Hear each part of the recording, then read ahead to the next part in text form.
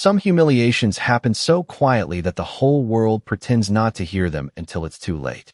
The seatbelt sign chimed softly above the sleeping cabin as Flight 728 cut through the black Atlantic sky at 37,000 feet. Most passengers in first class were already half asleep beneath cashmere blankets and dim blue cabin lights, their champagne glasses trembling gently with the turbulence. But near seat 2A, a little girl's cough broke the silence again. Dry, weak, exhausted. Olivia Bennett tightened the blanket around her 5-year-old daughter and brushed damp blonde hair from Mila's burning forehead. The child's skin felt hotter than it had an hour ago.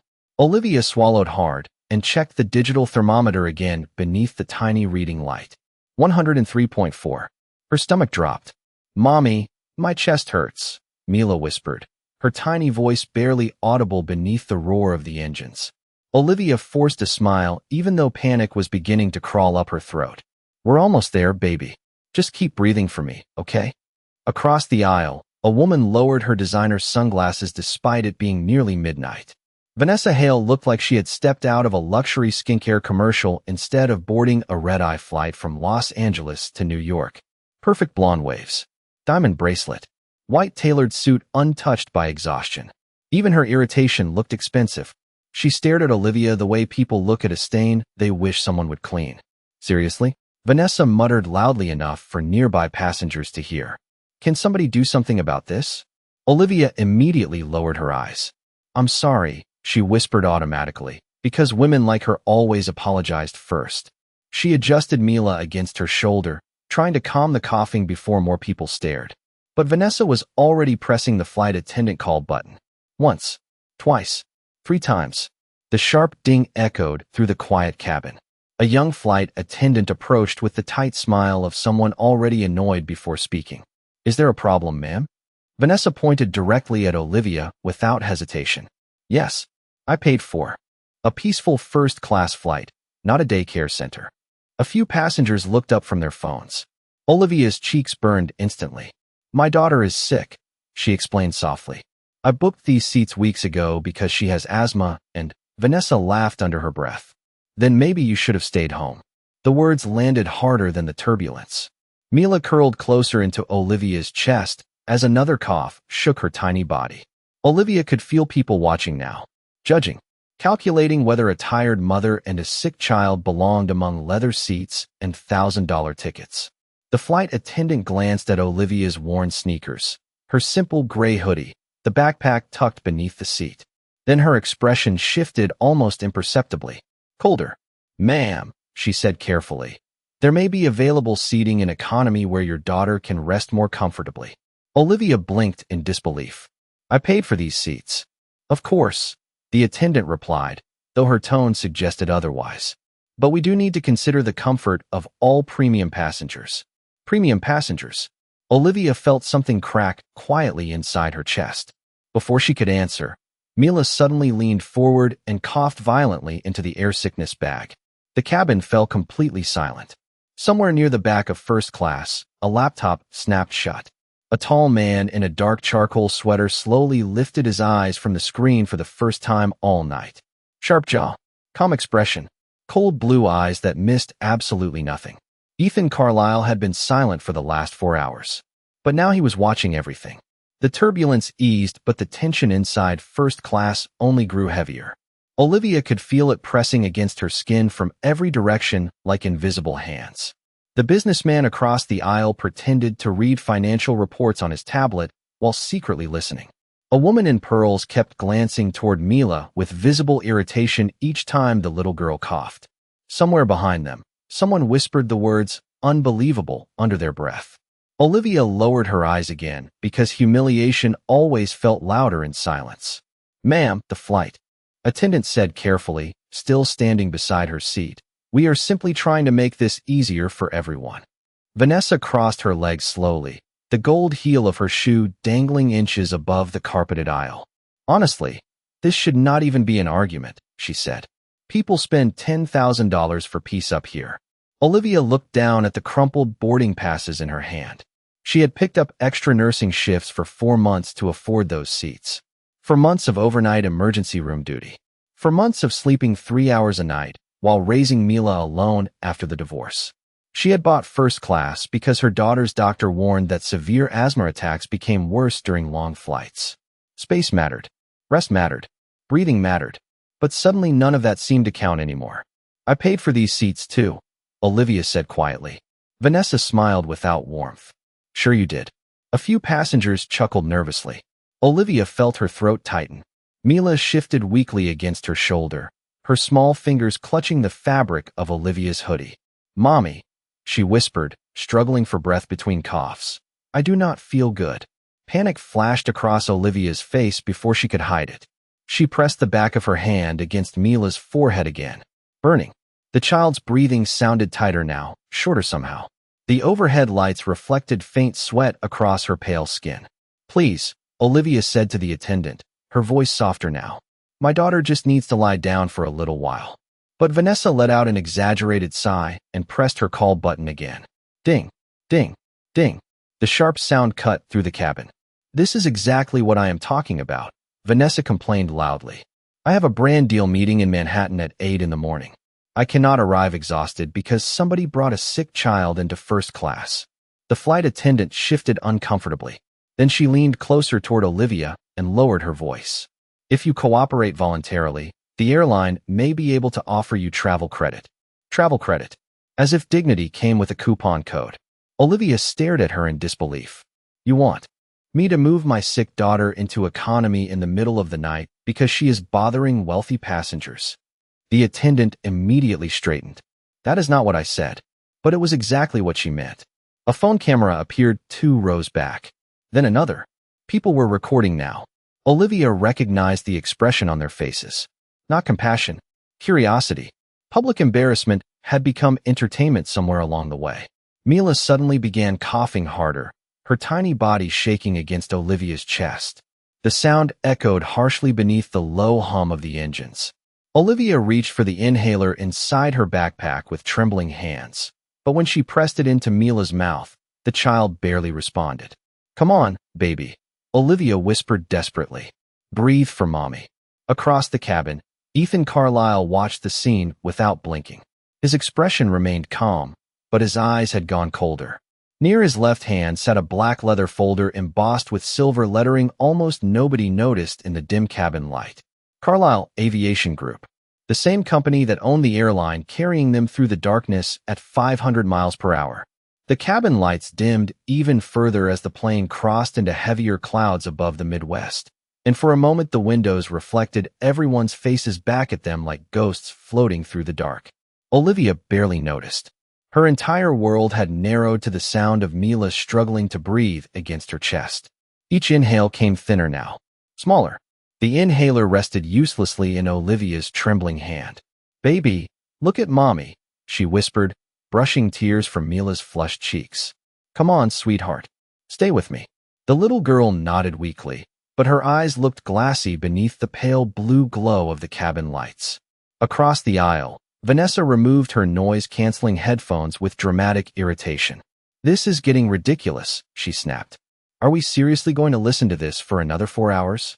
The older man beside her shifted awkwardly. Maybe the child needs medical attention, he muttered. Vanessa rolled her eyes instantly. Then they should not have boarded the plane. Olivia felt those words hit somewhere deep and exhausted inside her. Not because they were cruel, because part of her had spent years hearing versions of the same thing. Single mothers should stay home. Poor women should know their place. Sick children were inconveniences. Weakness made people uncomfortable. She swallowed hard and looked down at the wrinkled sleeve of Mila's sweater. The tiny pink unicorn stitched onto the fabric had begun unraveling near the ear. Olivia remembered buying it from a discount bin outside a pharmacy 3 winters ago because Mila said it looked magical. Suddenly her chest tightened with a different kind of pain. Not humiliation. Recognition. This was what being powerless felt like in America now. Everyone saw it. Nobody stopped it. Another wave of turbulence shook the aircraft hard enough for glasses to rattle. A few passengers gasped quietly. Somewhere behind first class, a baby started crying.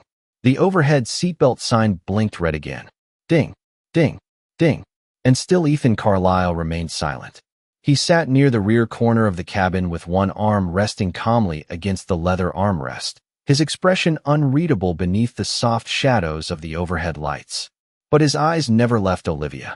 Because 12 years earlier, long before private jets and billion-dollar acquisitions and magazine covers calling him the coldest mind in aviation, Ethan Carlisle had been a terrified 26-year-old man sitting alone in a hospital hallway with $43 in his checking account and a father dying from heart failure 2 floors above him.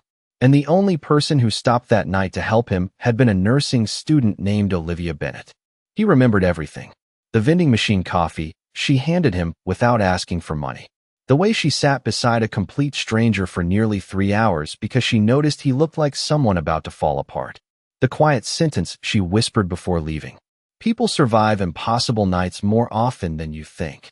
Ethan had searched for her once after his company exploded into success years later. But by then she had disappeared into another life. Marriage, motherhood, divorce, bills, survival.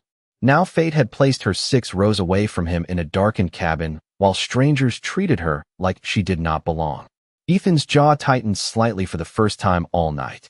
Near the galley, 2 flight attendants exchanged nervous looks before glancing subtly toward him again. They recognized him now, or at least they thought they did. One of them quietly stepped closer to the senior attendant and whispered something urgent into her ear. The woman's face immediately drained of color.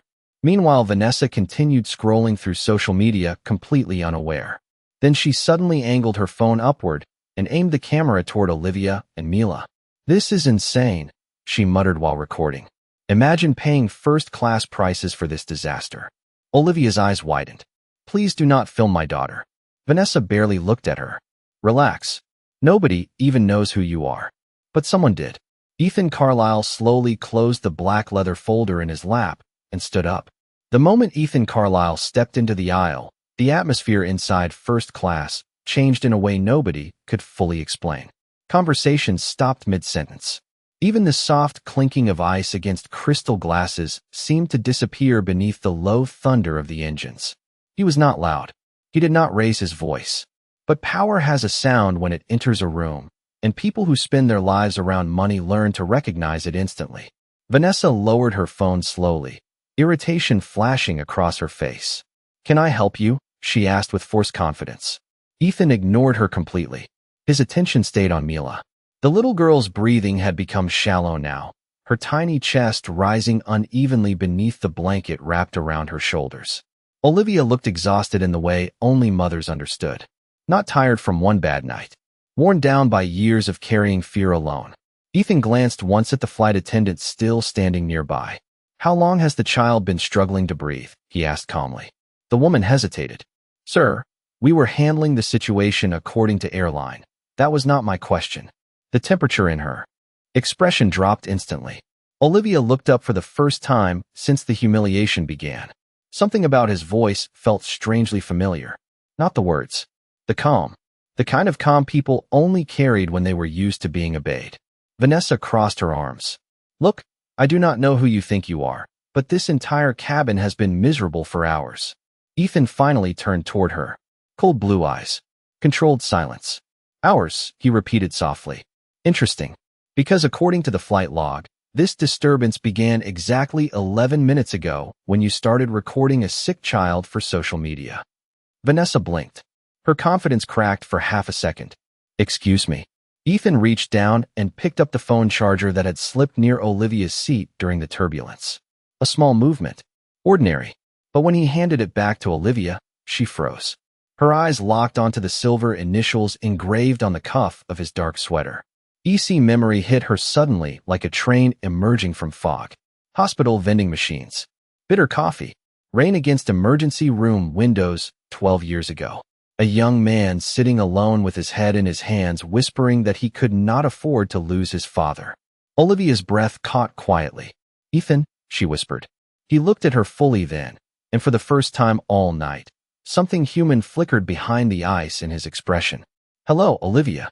Vanessa frowned immediately. "Wait, you two know each other." Ethan still did not look at her. "The child needs oxygen support and immediate medical evaluation," he said toward the attendants. "Why has the captain not been informed?" The senior flight attendant swallowed visibly now. "Sir, we did not think the situation required." You did not think, Ethan interrupted calmly. That is becoming very obvious. One row behind them, somebody quietly whispered his name. Then another passenger turned fully toward him. Recognition spread through the cabin like electricity. Phones slowly lowered. Faces changed, because suddenly this was no longer a random passenger interfering. This was Ethan Carlisle, founder of Carlisle Aviation Group, owner of the airline carrying them through the night sky. Vanessa's face lost color instantly. Oh my God, she breathed. Ethan finally turned toward her completely. You asked earlier who mattered enough to sit here, he said quietly. Let me make this very clear. Every paying passenger matters, especially a frightened child. Nobody moved. Nobody spoke. Somewhere above the cabin, turbulence rattled the overhead bins again, but inside first class the silence felt even heavier now. Then the intercom crackled overhead. Ladies and gentlemen, the captain announced carefully, due to a medical concern on board, we are preparing for a priority landing in Chicago. Vanessa's eyes widened. Olivia held Mila closer against her chest, and for the first time that night, the entire cabin stopped looking at her with annoyance and started looking at her with shame. The aircraft began descending through thick clouds toward Chicago while tension spread through the cabin faster than the turbulence ever had. Nobody cared about sleep anymore. Nobody cared about luxury service or champagne or brand deals.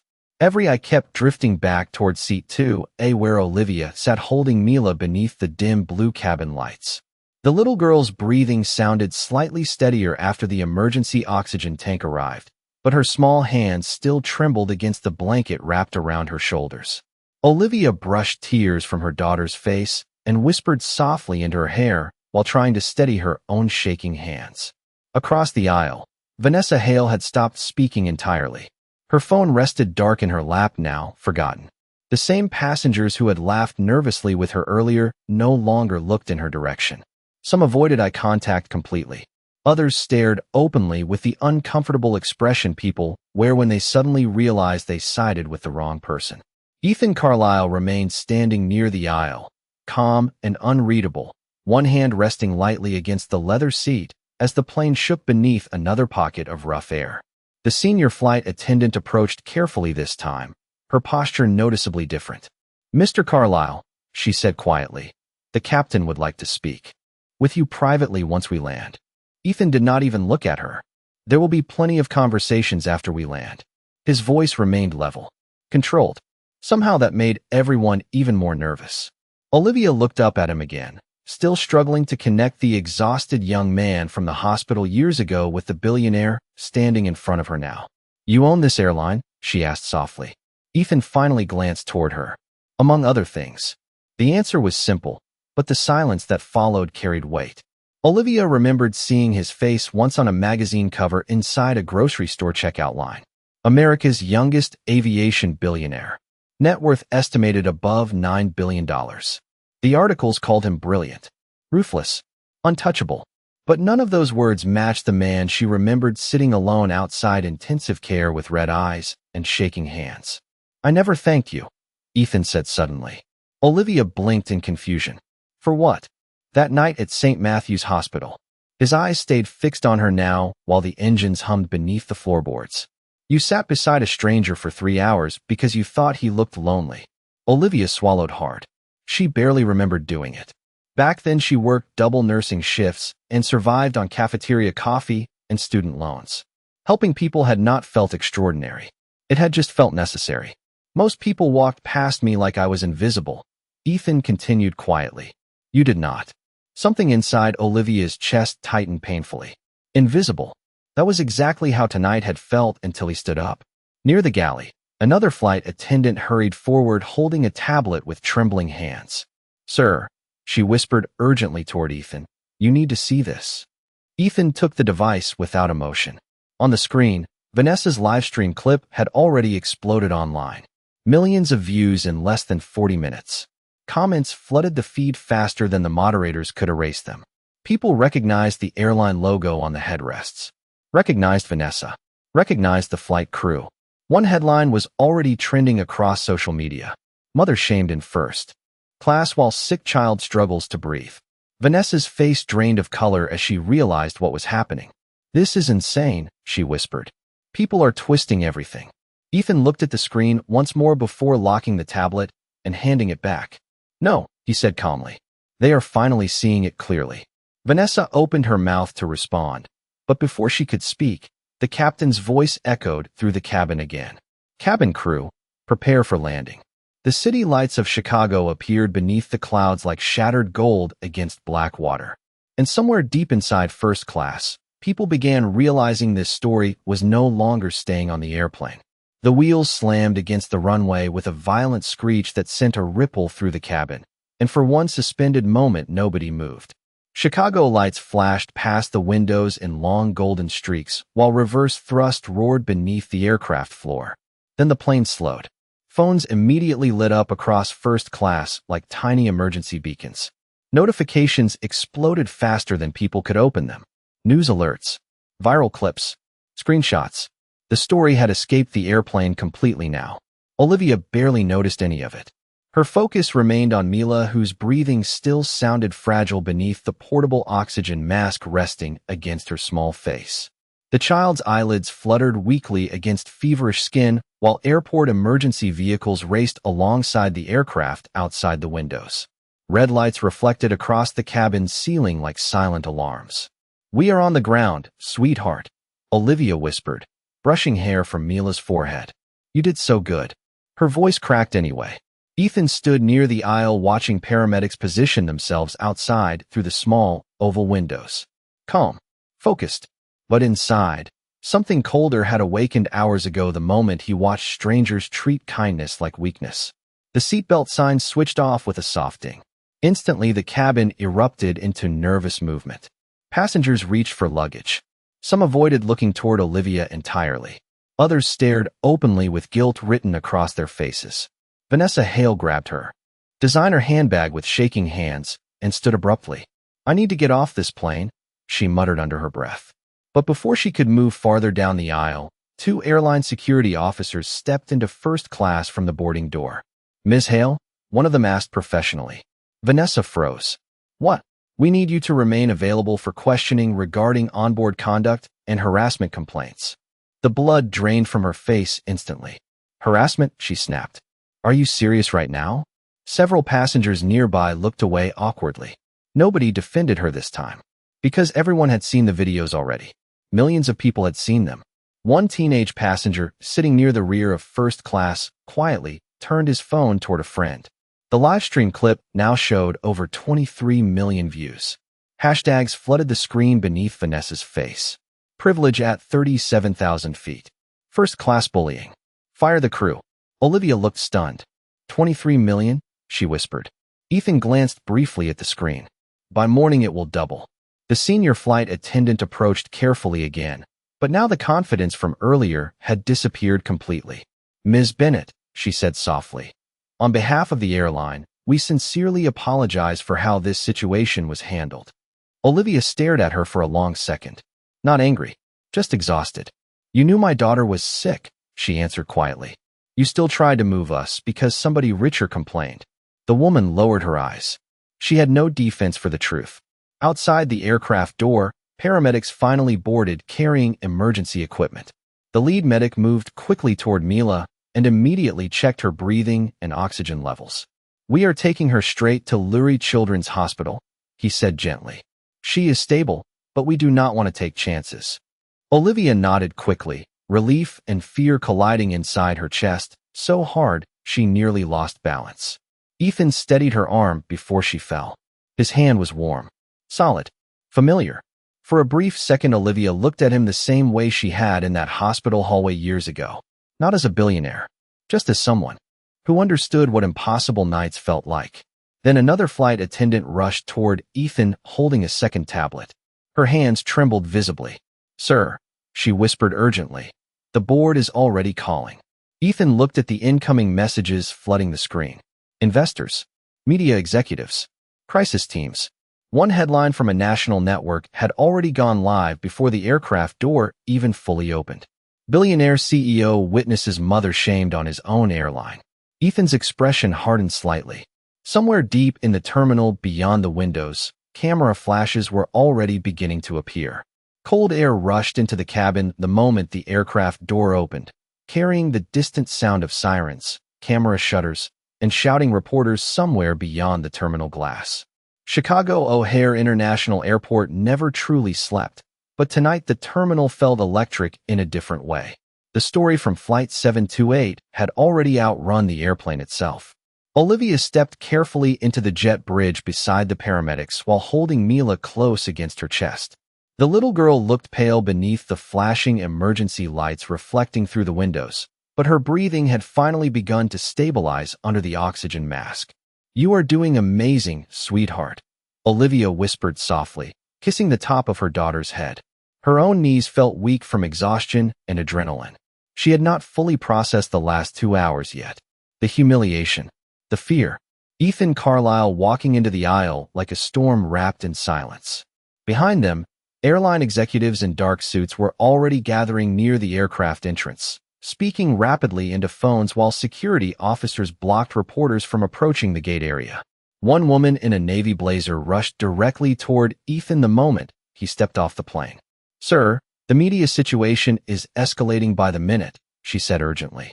3 national networks are already live outside Terminal 4. Ethan did not slow his pace. "How many views now?" The woman glanced down at her tablet. 48 million across platforms. Even she sounded stunned saying it out loud. Olivia turned, slightly in disbelief. 48 million people. Her worst moment had become the entire country's conversation before the plane even reached the gate. Behind them, Vanessa Hale finally emerged from first class, surrounded by airport security. Gone was the polished confidence from earlier. Her makeup looked smeared from stress, and her hands shook visibly as cameras immediately exploded from behind the barricades.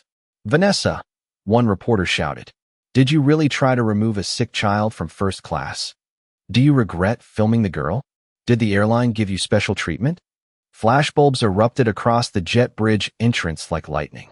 Vanessa raised a hand to shield her face and tried to move faster, but the security officers stopped her near the terminal doorway. "You need to remain here, ma'am," one officer said firmly. "For what?" Vanessa snapped. "This is insane. People are acting like I committed a crime." But even as she said it, her own phone buzzed violently inside her purse. Over and over. Endorsement cancellations. Brand partnerships terminated. Public statements distancing themselves from her behavior. One luxury skincare company posted their announcement while she stood there reading it. "We do not tolerate discrimination or harassment toward families and children. Partnership terminated effective immediately." Vanessa stared at the screen in horror. Nearby passengers from the flight watched silently as they passed through the terminal. Nobody comforted her. Nobody defended her. Earlier, she had controlled the cabin with social pressure and expensive confidence. But shame moved faster online than power ever could. Ahead near the ambulance entrance, a doctor stepped forward to receive Mila. "We are taking her directly to pediatric respiratory care," he explained gently to Olivia. "Her oxygen levels are improving, but we need to monitor her overnight." Olivia nodded quickly, tears finally escaping down her cheeks now that the danger was easing. "Thank you," she whispered. Ethan stopped beside her as paramedics prepared the stretcher. For a moment, neither of them spoke. Airport lights reflected across the polished floor between them while reporters shouted questions in the distance. Then Olivia looked up at him with exhausted eyes. "You did not have to do all this." Ethan's expression softened almost invisibly. "Actually," he said quietly, "I should have stood up sooner." Olivia felt those words settle somewhere deep inside her chest because they were not only about tonight. They were about every moment powerful people stayed silent, while weaker people were humiliated in public. Somewhere beyond the terminal glass, more camera flashes exploded into the darkness. And inside the airport, America was still watching. By 3:30 in the morning, the private executive lounge inside Terminal 4 no longer looked like an airport waiting area. It looked like a courtroom built out of polished marble and camera lights. Reporters crowded behind security barriers while airline executives whispered nervously beside floor-to-ceiling windows overlooking the rain-soaked runway. Every television mounted inside the lounge played the same looping footage from Flight 728. Vanessa Hale complaining about the child. The flight attendant pressuring Olivia to move. Mila coughing weakly beneath the cabin lights while strangers watched in silence. America had decided who the villain was hours ago. Now they were waiting to see whether the billionaire airline owner would protect his company or expose it. Ethan Carlisle stood near the center of the lounge wearing the same dark charcoal sweater from the flight, but exhaustion had sharpened his features into something colder now. Behind him, a massive digital monitor displayed the airline logo beside one sentence in white letters. Live statement from Carlisle Aviation Group.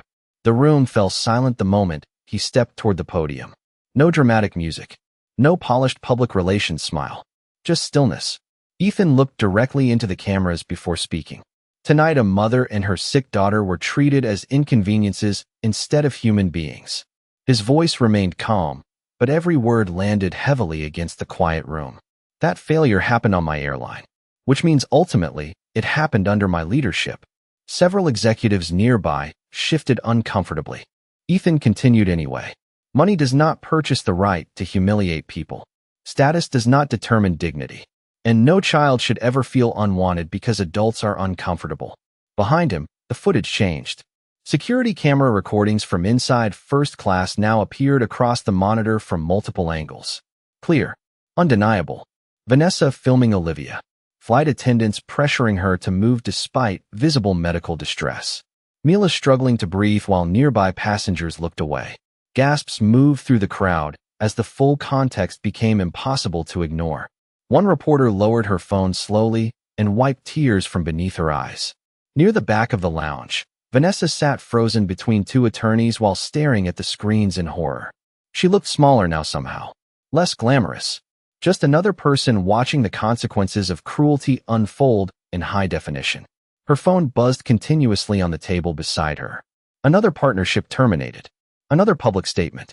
Another sponsorship erased. Earlier that evening, she had measured human value through first-class seats and social influence. Now millions of strangers measured her character instead. Ethan stepped away from the podium and walked toward Olivia, who sat quietly near the windows holding a warm hospital blanket around her shoulders. Mila remained upstairs in pediatric observation, finally sleeping after breathing treatments and medication stabilized her condition. Olivia looked emotionally exhausted in the way people do after surviving public humiliation they never asked to become famous for. Ethan stopped in front of her while dozens of cameras watched silently. Then something happened nobody expected. The billionaire everyone described as ruthless lowered himself onto one knee beside her chair. Not for drama. Not for headlines. For respect.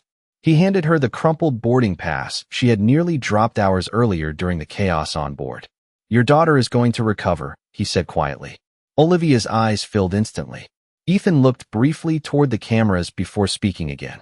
"And for the record," he continued calmly, "that seat always belonged to her." Silence swallowed the lounge completely. Even the reporters stopped typing for a moment because some truths land harder when spoken softly. Across social media, the clip spread worldwide within minutes. Millions watched the richest man in the aviation industry kneel beside a frightened mother instead of protecting corporate image first. But the moment that stayed with people most was not the apology. It was the look on Olivia's face when somebody powerful finally treated her dignity like it mattered. Morning arrived slowly through the tall hospital windows, washing the pediatric floor in pale gold light that made everything feel quieter than the night before. The storm over Chicago had passed some time before dawn, leaving thin streaks of rain across the glass and the distant sound of airplanes rising into the sky again. Inside room 814, Mila Bennett slept peacefully for the first time in nearly 24 hours. The oxygen tube had been removed an hour earlier. Her breathing was steady now. Soft. Normal. Olivia sat beside the hospital bed wearing the same gray hoodie from the flight, her hair tied loosely back, exhaustion carved into the shadows beneath her eyes. But for the first time since boarding that airplane in Los Angeles, she was no longer afraid every time her daughter inhaled. A small stuffed unicorn rested beneath Mila's arm, while cartoons played silently on the television mounted near the ceiling. Olivia stared at her daughter for a long moment before finally allowing herself to cry quietly. Not dramatic tears, just the silent kind that come after survival. A gentle knock interrupted the stillness. Olivia looked up as the hospital door opened slowly. Ethan Carlisle stepped inside, carrying 2 paper coffee cups and a folded navy coat over one arm. No cameras followed him now. No executives. No reporters shouting questions. Just a tired man who looked like he had not slept either. I was told she is doing better, he said softly. Olivia nodded. The doctor says we can probably leave tomorrow. Relief passed briefly across Ethan's face before disappearing again beneath his usual calm expression. He handed her one of the coffees. Still terrible. Hospital coffee, he said quietly. Olivia let out the smallest laugh. The sound surprised both of them. You remembered. Ethan looked toward the sleeping child beside the window. I remember everything about that night. Silence settled gently between them. Outside the glass, another aircraft lifted into the brightening sky above Chicago. Olivia stared down at the warm coffee cup in her hands before speaking carefully. Do you know what the strangest part of all this is? Ethan waited. The moment they asked me to move seats, she swallowed hard. Part of me actually thought I should apologize for being there. Ethan's jaw tightened almost invisibly. Olivia continued softly. Not because I did anything wrong. Just because everyone around me acted like I did not belong. The room stayed quiet except for the soft beeping of hospital monitors. Ethan reached into the pocket of his coat and slowly pulled out the same wrinkled boarding pass from Flight 728. The edges were bent from being held too tightly for too long. He placed it carefully on the blanket beside her hand. People spend years teaching women like you to shrink themselves, he said calmly. To apologize for taking up space. To believe comfort belongs to wealth instead of dignity. Olivia looked at the boarding pass without speaking. Ethan's voice lowered slightly. But that seat was always yours. Somewhere down the hallway, nurses laughed softly near the morning shift station while sunlight spread wider across the floor tiles. Normal life continued. Flights departed. Headlines moved on. But some moments stay inside people long after the world stops talking about them. Olivia finally looked up at Ethan again. What happens now? She asked quietly. Ethan glanced once toward the sleeping child before answering. The crew involved has been suspended pending investigation. The airline is rewriting family medical accommodation policies effective immediately. Then after a brief pause he added softly, and Vanessa Hale deleted all her social media accounts 3 hours ago. Olivia stared at him for a second before shaking her head faintly in disbelief. The internet had destroyed a woman overnight. But somehow, that no longer felt like the important part. What mattered was the little girl sleeping safely beside the window. What mattered was that somebody powerful finally stood up before humiliation became tragedy. Ethan adjusted the coat over his arm and stepped toward the door. Before leaving, he paused one final time. Morning light caught briefly against the glass behind him, softening the cold edges people feared in public. Some people buy first-class seats with money, he said quietly. Others earn them by surviving impossible nights without losing their humanity. Then he walked out into the bright Chicago morning while Olivia sat beside her daughter in the silence that comes after justice finally arrives.